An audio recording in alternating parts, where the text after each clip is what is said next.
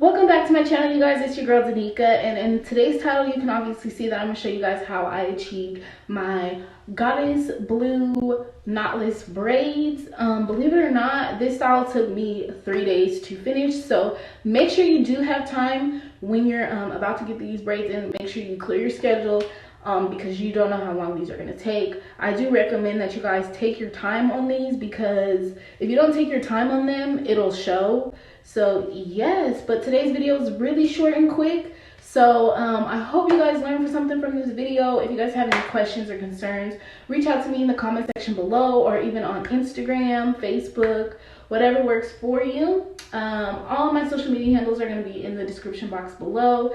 Again, just let me know if you have any questions. Like this video, comment, subscribe. It'll really help your girl out. And I will see you guys in my next video. Peace.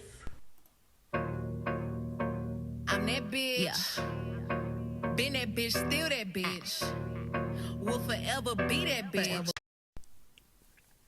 Okay, you guys, so this is the hair that I use. Found this hair at my local beauty supply. It was actually 50% off. The pack hair was $5.99, so I ended up getting it for about $3. So yes, this is it. It already came pre-stretched, so I didn't have to do all that extra stuff. And yeah, it's actually a 1B and a Egyptian blue. That's the name of it.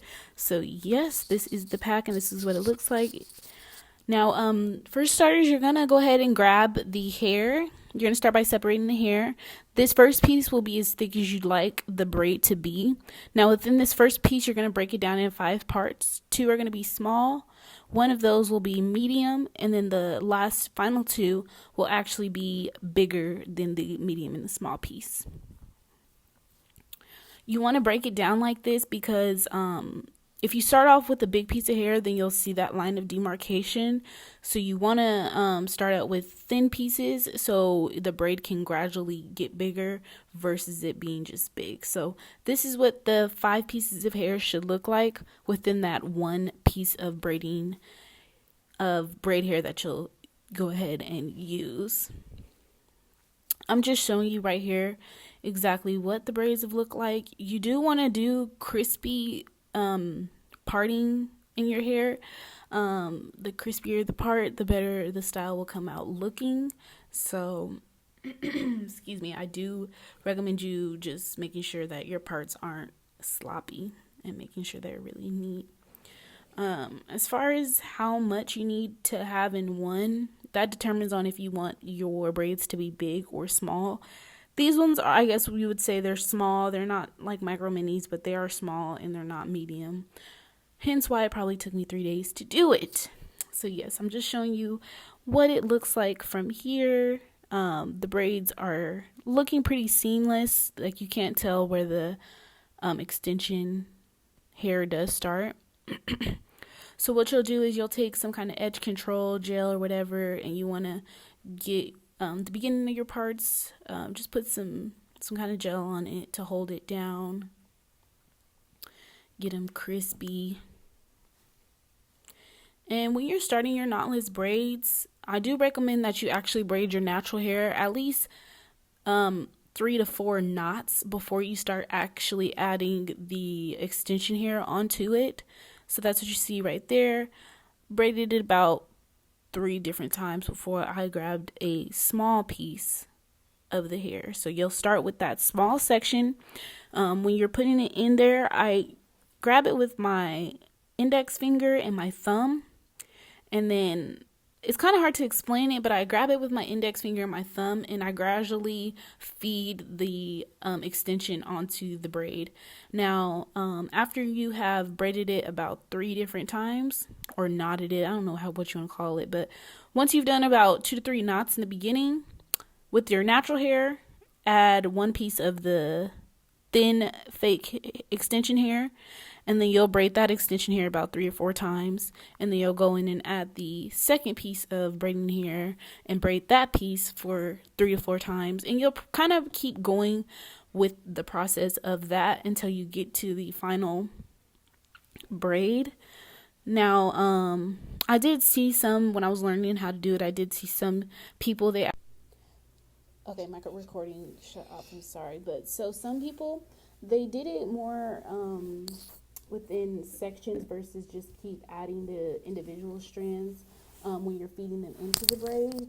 Now you can start by doing the two thin pieces at the beginning, and then maybe 5 to 6, 7, maybe 10 strands down, you'll go forward with the third piece, and maybe right after that the fourth piece. But as far as the fifth piece goes, I've seen people add that fifth piece once the natural hair begins to run out, so that when you get to that section of hair, it doesn't start thinning out. So that's another way you can do it. But right here, I was just kind of slowing it down to exactly show you how I added the hair into the braid. When you do add it, you want to make sure you pull tight so that the braid doesn't like slide down and loosen. If it happens to you, you'll know exactly what I'm talking about. But when you add the hair, just make sure you kind of pull it tight so that it doesn't loosen up, and it'll be like a bulk right in the middle of the braid.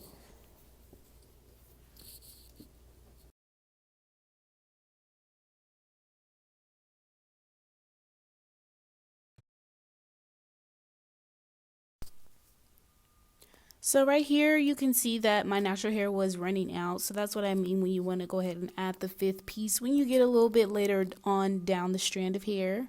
Again, when you are adding that hair, make sure you pull tight so that you can ensure that the hair doesn't bulk up at all. And when you're braiding the hair, make sure that the braid doesn't like twist and turn all the way around. Otherwise, your braid isn't going to be like seamless, and it's not going to look neat. So just make sure that the braid isn't twisting and turning all over the place. But that is what your braid should come out looking like. Starting out thin. That little piece right there could have came out a little bit neater. But you guys, I'm not a professional at all. I'm just showing you that you can do this at home. It's not that easy. I mean, it's not that hard. So yes. Now when it comes to the bottom of the braid, some of them I was able to just super glue and was fine. But little ones like this, I prefer to just go ahead and put a knot in it. The knot worked just fine. On the bigger pieces, I would have to use super glue because the knot wasn't staying that much. But I like the knot method. And you can see how the hair is at the bottom. I didn't really like it just because, I don't know, it just was a little raggedy to me. So that's why I went ahead and just did the bottoms of my hair with a perm rod. And you'll see that coming up.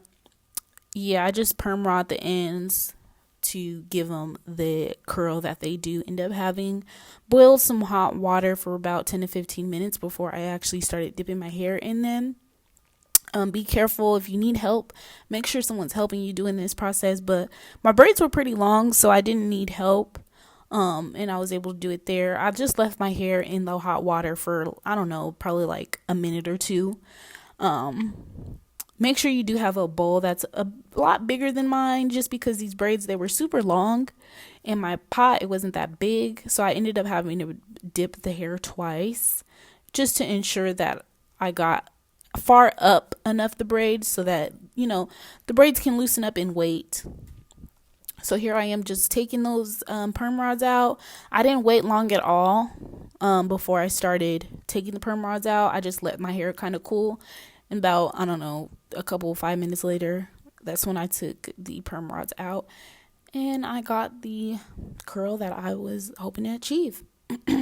So yeah, you guys, this is the final look. Added some beads to one of the braids, couple jewelry pieces, nothing too extra. I really wanted the hair to just stand out for itself. It's already blue, something I've never done before, but I actually love the blue on me. I don't feel like it's too much not ghetto looking. So yeah, this is the final look. I really hope you guys enjoyed this video. I hope you guys learned something from it. If you have any questions, leave them in the comment section below. Hit me up and I'll be more than happy to answer those questions for you.